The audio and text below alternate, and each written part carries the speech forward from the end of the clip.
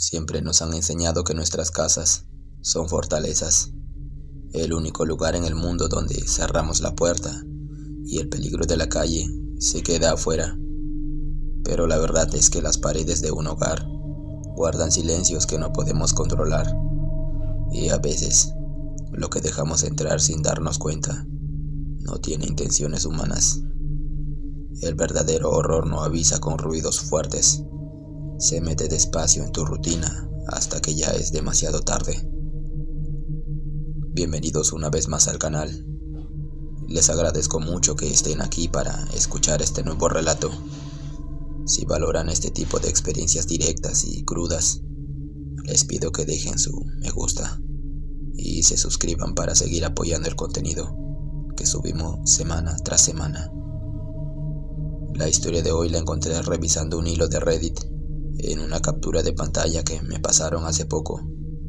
El usuario original borró su cuenta poco después de publicarla, pero relata algo muy tenso que le pasó en su propia casa hace unos años. Pónganse cómodos.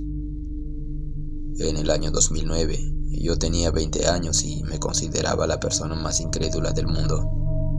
No creía en fantasmas, ni en brujas, ni en nada que no pudiera ver o tocar. Mi mente era completamente lógica, hasta que me tocó pasar una tarde cuidando a mi primo pequeño, un niño de apenas 3 años. Estábamos solo en la casa de mis padres. Era una tarde gris, de esas donde el silencio se siente más pesado de lo normal. Para mantener al niño tranquilo en la sala, le puse unos juguetes en el suelo mientras yo me senté en el sillón a revisar mi celular. En esa misma sala, mi papá tenía una repisa empotrada en la pared, a una altura altísima, casi tocando el techo. Ahí guardaba una colección de carritos de metal antiguos. Era una repisa tan alta que ni yo, midiendo casi 1,80 m, alcanzaba los estantes superiores, sin usar una escalera de 3 peldaños. Al lado de la repisa, sobre un mueble bajo, había un oso de peluche viejo, grande y pesado, que mi tía le había regalado al niño. Pasaron unos 40 minutos en completo silencio.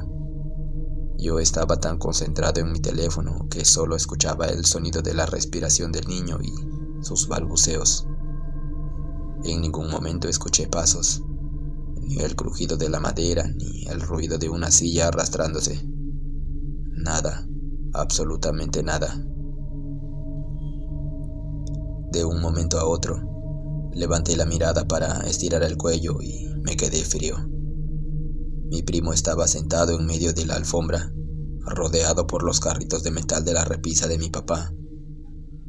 Los carritos más pesados, los que estaban en el estante más alto.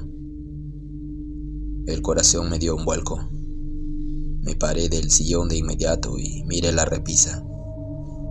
La escalera estaba guardada en el patio trasero y las sillas de la mesa del comedor estaban exactamente en su lugar, pesadas y bien acomodadas. Era físicamente imposible que un niño de 3 años, que apenas llegaba a la altura de mis rodillas, hubiera alcanzado esa pared, lisa, sin hacer un solo ruido y sin romper nada.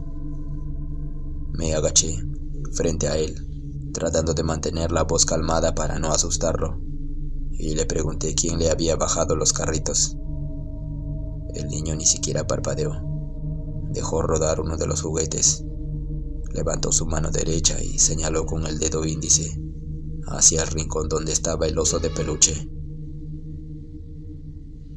Ella, me dijo con esa voz inocente que tienen los niños, sin una pizca de miedo. Ella me los dio para jugar. Se me erizó la piel por completo. Sentí un escalofrío horrible que me recorrió la espalda y miré fijamente hacia el muñeco. En ese momento intenté autoconvencerme de que el niño solo estaba jugando con su imaginación, pero cuando me acerqué para recoger a los carritos, noté algo que me congeló la sangre. El oso de peluche ya no estaba en la misma posición de antes. Ahora tenía la cabeza ligeramente ladeada hacia nosotros y el brazo de felpa extendido hacia el frente, como si acabara de soltar algo. El ambiente en la sala se puso denso, helado de golpe. Me quedé inmóvil observando los ojos del botón negro del peluche. No hubo movimientos de película ni un muñeco que habla, pero juraría que la costura de la boca del oso estaba más estirada, simulando una sonrisa rígida, y las fibras de felpa del pecho subían y bajaban de forma casi imperceptible, con un ritmo lento, pesado, imitando una respiración humana. El olor en esa esquina se volvió rancio, como humedad guardada por décadas. El miedo real me paralizó el estómago y me secó la boca. Sin pensarlo 2 veces, tomé a mi primo en brazos. Agarré mis llaves dejando los carritos en el suelo y salí a la calle a esperar que mis padres regresaran. No quise volver a tratar de entrar solo en esa tarde.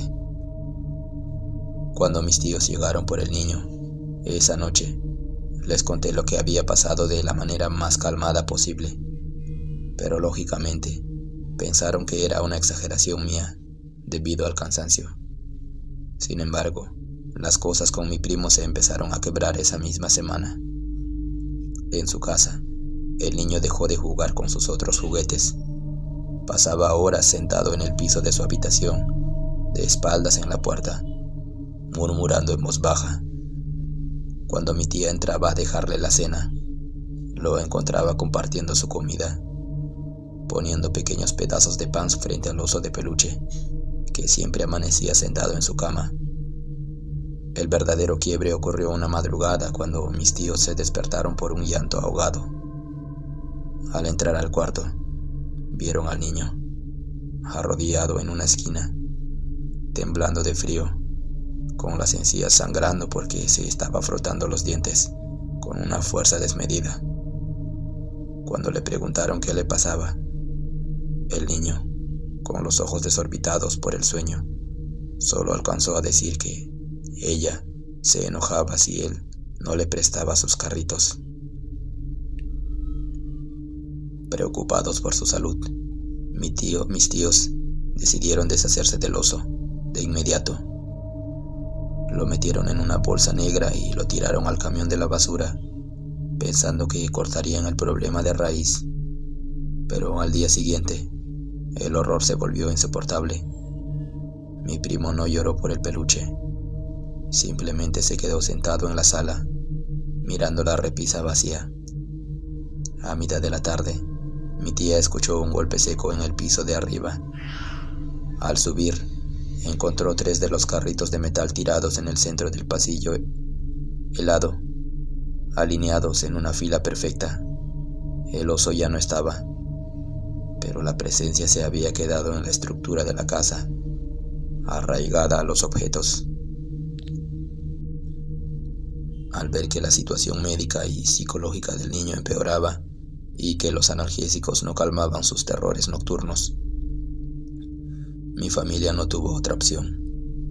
Decidieron vender la propiedad a un precio muy bajo y mudarse a otra provincia, lejos de los recuerdos de esa sala. Llevaron al niño con especialistas y psicólogos infantiles durante meses para tratarlo. Hoy mi primo ya es un adolescente y parece llevar una vida normal, aunque nunca volvió a ser el mismo niño alegre de antes. Se volvió callado, reservado y evita a toda costa los espacios cerrados y silenciosos. Mis tíos prefieren no tocar el tema. Actúan como si nada de eso hubiera pasado para protegerlo. Hasta el día de hoy, nunca supe qué fue lo que usó ese muñeco para manifestarse, ni qué quería realmente de mi familia. Pero desde esa tarde, en 2009, aprendí que el hecho de que la ciencia no puede explicar algo no significa que no sea real. A veces, las cosas más oscuras comparten el mismo techo contigo, ocultas en la esquina más cotidiana, esperando el momento exacto para recordarte que nunca has estado completamente solo.